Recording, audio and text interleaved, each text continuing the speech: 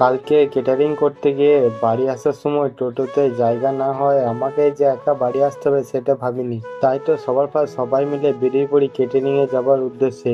এইরকম সবুজ ভরা মাঠ, তারই সাথে প্রকৃতি অপরূপ দৃশ্য, ঠান্ডা ঠান্ডা হাওয়া বাতাস খেতে খেতে চলে আসি আমাদের লোকেশনে।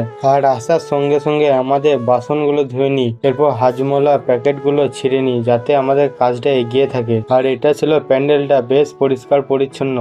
আর সেই দিনকে 16 থেকে 17টা ছেলে গিয়েছিল, তার কারণ হচ্ছে যে বাড়ির নিচে এবং বাড়ির ছাদে দু জায়গায় প্যান্ডেল হয়েছিল, তাই দু জায়গায় ছেলে ভাগ করে দিয়েছে। আর আমাকে বলেছিল ছাদে থাকতে, এরপর রোল জলগুলো পেতে রেডি করে দিই। আর তোমাদেরকে একটু ছাদের পরিবেশটা দেখাই। এটা ছিল ছাদের প্যান্ডেলটা, চারিদিকটা খোলামেলা রেখেছিল যাতে হাওয়া বাতাস ঢুকতে পারে।